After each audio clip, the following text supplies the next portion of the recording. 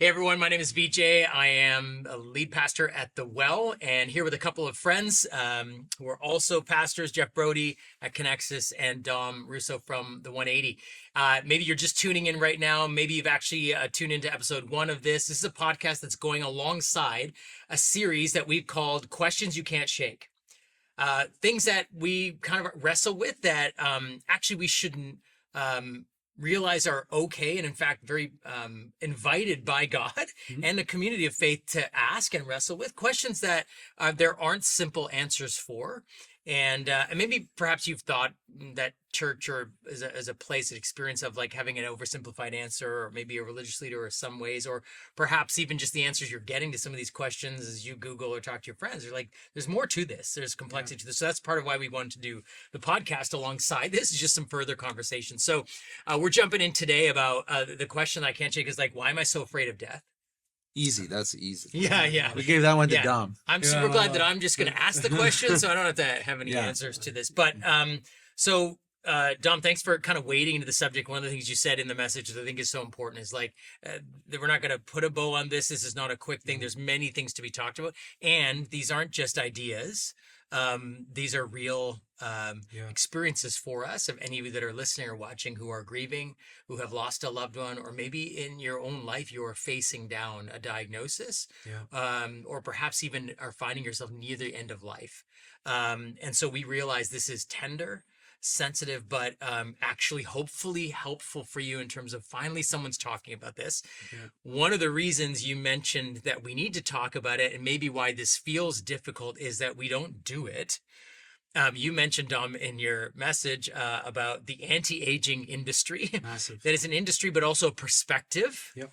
And whether that's like all the way from like just kind of trying to live healthier lives, which is a good thing, to cosmetic surgeries and like let's live as long as we can.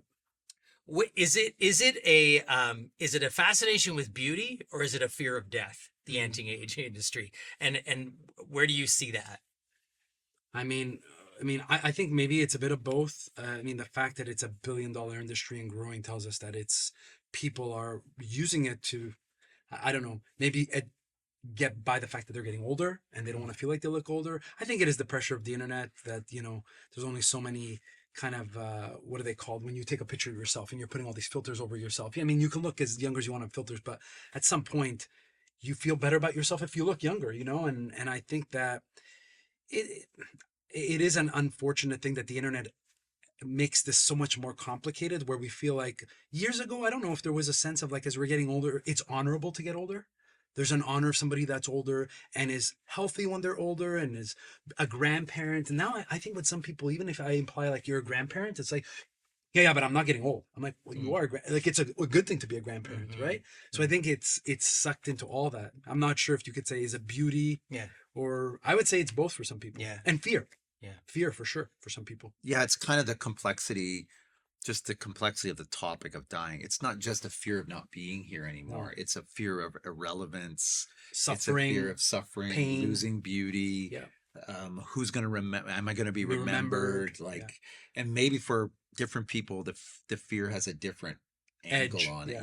And it can, and I think if you don't consistently come back to this question in a biblical way, you can be left one by yourself, just paranoid of this too, or like these different angles, they mount up on each other. Like it started with a fear of losing my mom or my dad, but now it's a fear of like I'm being forgotten, and now it's a fear that I'm afraid of suffering, and it becomes this huge thing. So I think it's important for us to kind of live in this question a little bit. Like I said in the sermon, in a positivity culture, I think it's going to be hard. Because even the thought about, like, I even thought about the title, people just seeing the topic of death, they're like, I'm not watching that. Yeah. I'm like, no, but just think about it. Like, we should talk about this a little bit. Yeah, there is that.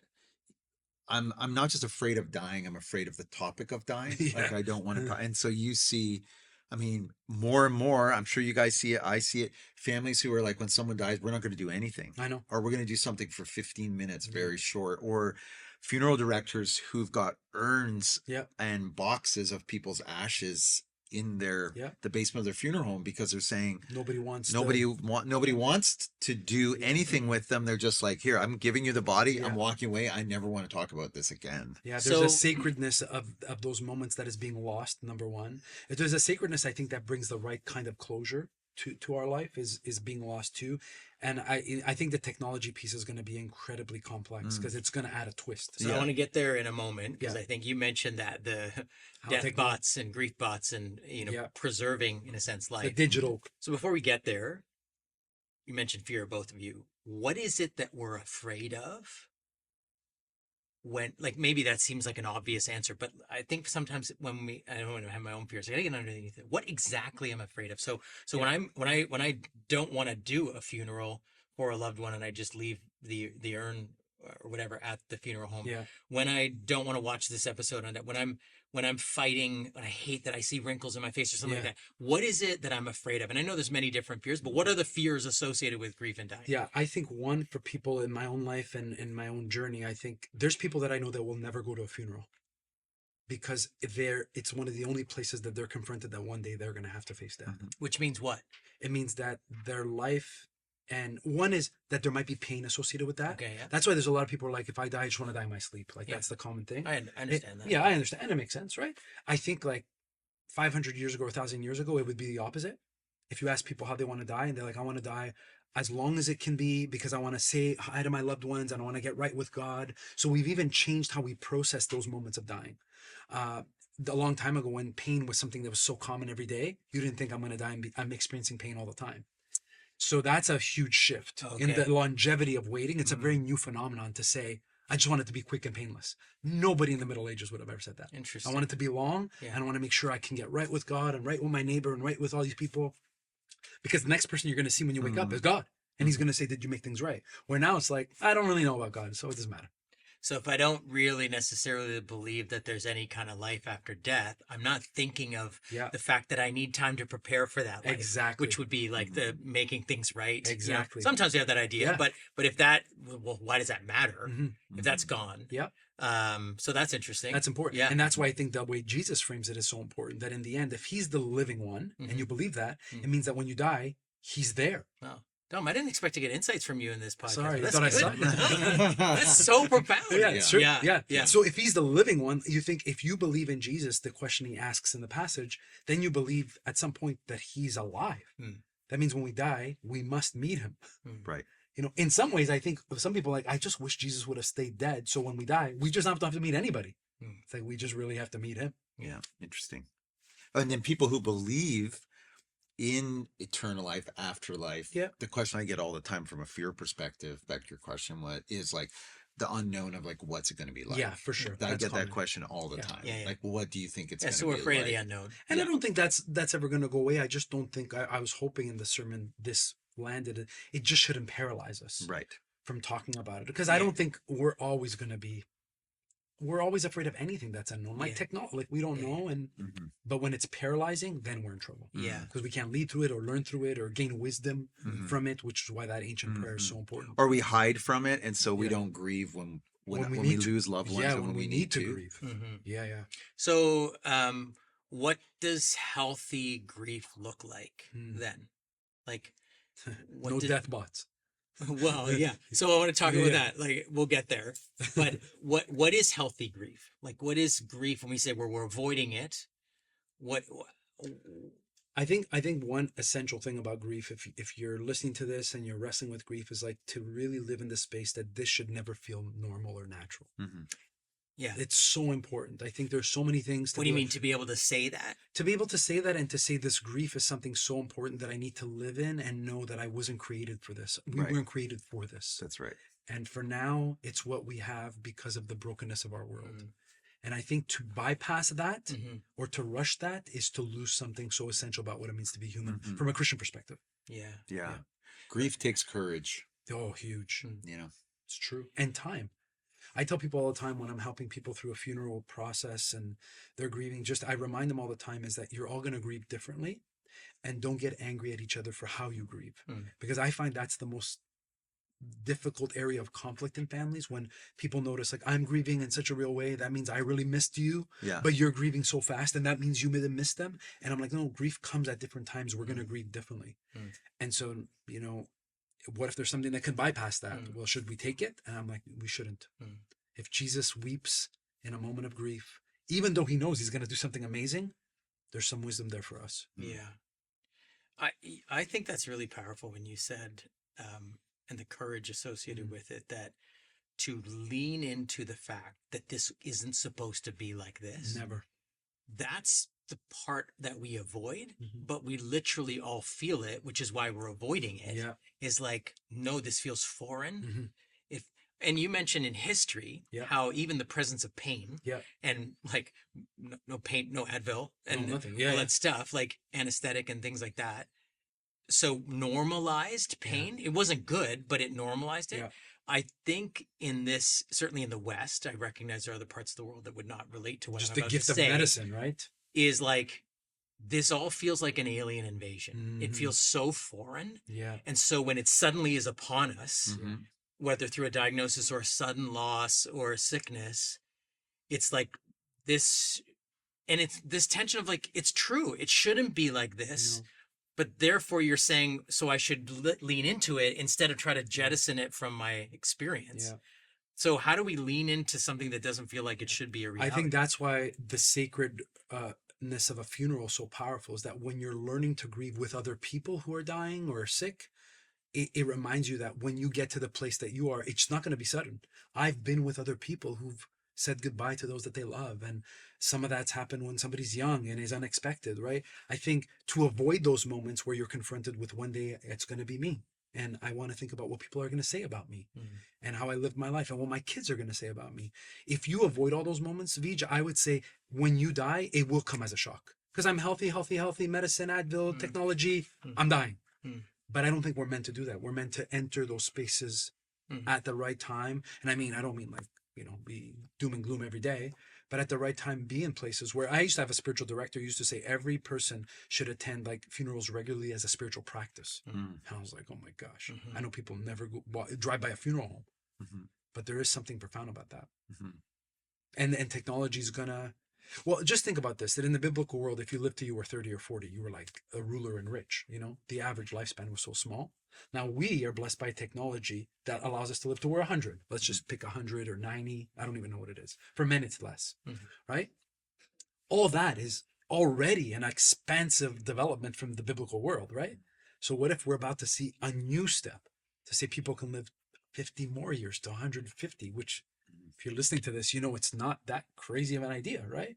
So every time the church is engaged with new tools to deal with this, we've had to revisit, what do we believe about death? What do we believe about grief? What do we believe about that? Yeah, it's interesting. There's I want to avoid death, like my personal dying, and then there's I want to avoid grief because it reminds me of death is a different thing. So you get like assisted dying on one side, and like I would like to take control of the situation. I'll make decisions in advance before that day comes. Right. And then you've got the other side of it, which is, well, I just want to create a way that this person lives forever through AI, so I never have to grieve. But what I'm trying to do is avoid grief. That's what I want to avoid. And in the end, what I do in avoiding grieving is one of the most spiritual journeys a human being can take, and how important it is to our own life. So I later want to come back to the question of like, you know, as pastors and as you've walked with people in those very, you know, hallowed, marginal, challenging spaces in times of grief and loss. Very hard. What have you learned? I will end there, but I want to go what you just said, Dom. You mentioned it in the message about death bots and grief bots, and the fact that AI may give us the ability to keep a loved one in a sense alive. Their digital avatar. Yeah. So this is now not keeping someone's memory alive. This is their persona, and creating them in some way through all the digital assets that we have of their lives. Is this a good thing? Is this a bad thing? Is it some other thing? If there's money to be made, we won't be able to control it, because it's going to just ravage. So it's going to be a thing. It's going to be a thing in a way that as pastors, we better think about the area of grief that is so sacred to our calling that is about to be hijacked by AI. So give a specific example, maybe for some who don't know exactly what you mean by what may be possible soon. Yeah. So, part of the reading I did for the sermon, and there's, if you watch shows on TV, it's this idea that when we lose a loved one, AI tools and technology is going to be able to pull all the times they've spoken on the internet, a video of us online, and put us together so our kids could get a call from mom and dad. Like I can call my kids when they get home from school, even though I'm gone. Right. And they'll hear my voice, and my voice will talk to them in my voice with words that I would have used because my persona exists on the internet. And I'll have a conversation with and them. I can have a conversation with them, went. and I will answer them in a way that they will know this is exactly how my dad would have answered. Well, now proactively, as time goes on, it's not just what's on the internet. We can actually, like I can be 20 and for 30 years upload stuff every day, Yeah. so that it's all there. Yeah. And not only that, I think what it also says, it offers you a curated version of a person that you want to remember. Yeah. Because if I had a horrible experience with my mom or my dad, I have wonderful parents, but I'm just saying, like, then when I curate them, I just want the best of them, not the fullness of them. Yeah. Okay, so that speaks to like what is the pastoral challenge? What's the downside or some of this? I was listening to Andy Crouch the other day talking about AI, and he said, what's interesting, he's like, in the past, people have lived through certain revolutions, right? Industrial Revolution or whatever. Yeah. There were always differing views over whether the revolution as a whole was good or not. Yeah. And he said, what's interesting is most of the experts, as you ask now, have a pessimistic or negative view on AI. Sure. And I would disagree with, I love Andy's stuff, but I think I would disagree in one way, is because AI and the technology that we're experiencing now is doing something that no other revolution has ever done, is it's closed the gap on how fast it's coming. Mm-hmm. Like if you experience the Industrial Revolution or even the internet revolution, the digital revolution, you could say even with phones, the phones is the last one where we're using phones, our kids are using them right away. Within 20 years, we have enough research, it's bad for our kids to use phones. We still have 20 years, right? And we can regulate that now. But with AI, the gap is closed. So we don't have enough time to get research done to say, is this good or is this bad? So the faster technology changes, and AI fits this perfectly, we have to we begin practicing it whether we know good or bad. And so the default is, because we don't know, it's all going to be bad. Where the other technologies, we could have said, it's going to take us like 100 years to figure out the Industrial Revolution, and then we'll look back and adjust. Yeah, gotcha. With this, there's no gap. Yeah. And so we're very, in a wise way, we have to be gracious with one another as leaders. We have to be gracious with parents. And we have to tell people, you might use some of these tools, but use them wisely and don't get addicted to them. Use them in a way that you can stop. Yeah. So if we have a bent towards a fear of grief and avoidance of it, exactly. Then this technology to come in alongside that is going to do that. It's going to magnify that. That was my big concern about when they legalized pot. I'm like, this is coming alongside an anxiety and loneliness epidemic. Right. Yeah. So now this is like, you can argue with me about whether things should be legalized or not, but I'm just looking at what's happening alongside this. Yeah. So if we we could delay grief by creating or keeping our loved one alive to continue to relate to them as if they were here. Yeah. What is maybe the possible downsides of that? Yeah, to me, so I'll give you two hard examples. So to me, a positive example would be, I was talking about this with you guys just briefly.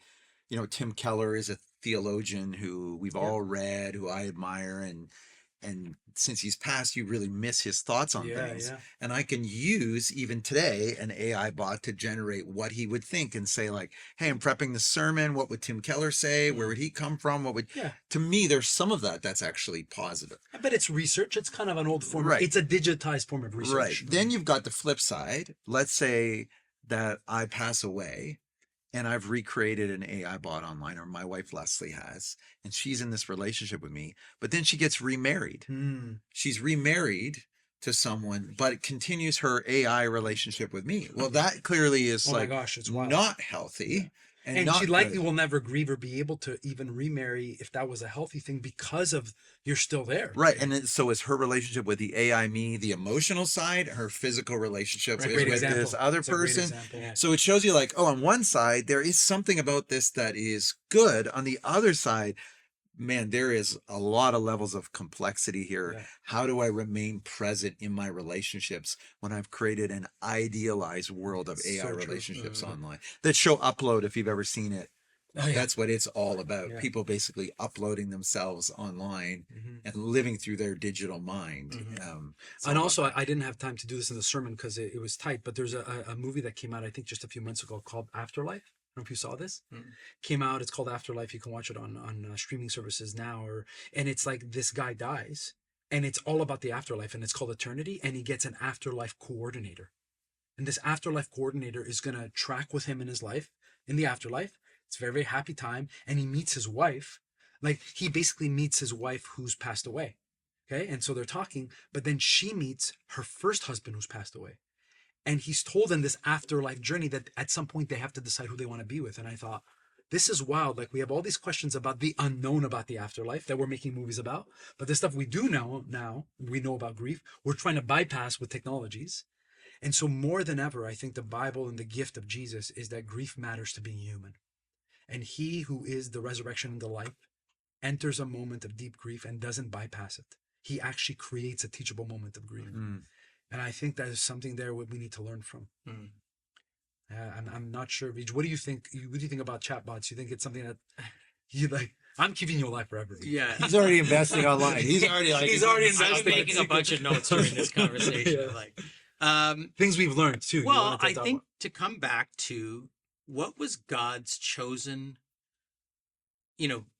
Marshall McLuhan's whole good Toronto U of T guy. yeah, The Canadian. medium is the message. Yeah. In other words, the way you're doing something, right, in media is itself something. Yeah, So what does it mean that God's chosen way of healing and restoring and redeeming our world was to enter it as a person, Jesus in the flesh, but confine himself to a time, a a place, space, a body, Yeah, a people, and then actually a relatively short life. It's good. So as a restorative lens of what awaits who, us. forget AI, he was not limited by anything. He could have done it in a many number of ways, including rewiring all of our brains, changing all our But he behaviors, chose self-limitation. coming at a different point in history. chose But he self-limitation. chose self-limitation. Yep. Well, he chose humanity and presence, Yeah. which was itself a choice to limit. Yeah. So I'm like, so I think this isn't about branding AI negative or evil No, or something like that. no. It's just saying the center that we have to come back to over and over again is Jesus Yeah, and his personhood yeah, and his way, and he himself was the message and the way God chose it. So what does that mean? That brings us the plumb line back to however else we use any technology that we're living in. yeah, What does it mean for us to learn the way of Jesus yeah. over against the systems and structures that he could have used within his thing, whether that was the Roman roads or the Roman Empire or Herod the Great that you mentioned, yeah, and he for sure. didn't.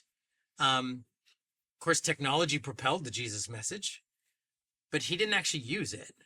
So what does that mean as he's living in it in a different way? And so I think we don't have the roadmap for how to do this for the AI, but we do have Jesus. Yeah. We have then- anchoring points. And he actually said to his disciples, I'm leaving. Yeah. And it's okay, because what they wanted him to do was never to leave, almost to keep him alive with them. Yeah, Like, no, yeah. you just have to stay with us. And he says, no, I'm going to send you my spirit, Yeah. which will actually be in you and in you. Yeah. So I do think the community of Christ, through the spirit present in us, has given us what we need to live the Jesus way. It's true.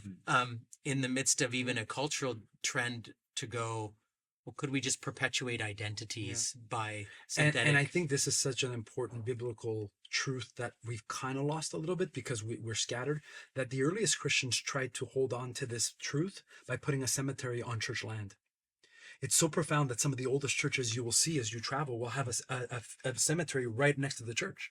It was almost like saying that the Jesus we worship has so revolutionized our understanding of death that it's not something that's outside of the city anymore. We don't mind. It's something we don't mind. Yeah. And not only do we not mind, if you have somebody who's not a Christian, who's not going to be preserved and cared for properly in death, we will bury him on our land. it was such a sacred truth about being a human person that Christians would bury people who were not even believers, some of them, on Christian land because they were made in the image of God. Yeah, it's interesting when you look at the life of Jesus. You mentioned presence, and I'm like, the opposite of presence is escape. And all the times Jesus, the disciples are like, I know we should go around, Yeah, and he's like, no, we should go through. right, We should avoid this group of people. Yeah. No, this is actually Send them where we away. need to No, go. we're, But No, and we're just think gonna, about it. At the heart of this, guys, we're talking about all those awkward moments we face as pastors that we'd rather run to the hills against, right? Yeah. And we live in a culture, like I think of my kids or anyone, they feel something awkward even in a relationship. They're like, I gotta go. This is weird. And she's like, no, just stay here. Yeah. Like, it's awkward for all of us. Yeah. It's gonna be okay. Yeah. How do we learn that? Well, it's a good, really good conversation. I hope this has been, well, as troubling for you as it has been for me. That's what I'm saying. Yeah, it's true. But invite the need for, I think this is what this whole series is about. Is like, hey, these things aren't easily shaken because they're complex questions, because we treat each other and people with dignity. So therefore, we're not going to put a bow on this. So don't be mad at us for not doing that. But we just invite you to continue to share this, share the conversation, share the series. Come for the first time, come back again as we continue to wrestle with the things that we can't shake but are worthwhile thinking about. So thanks guys. Everyone. Thanks for Thanks listening. for watching. Thanks, guys.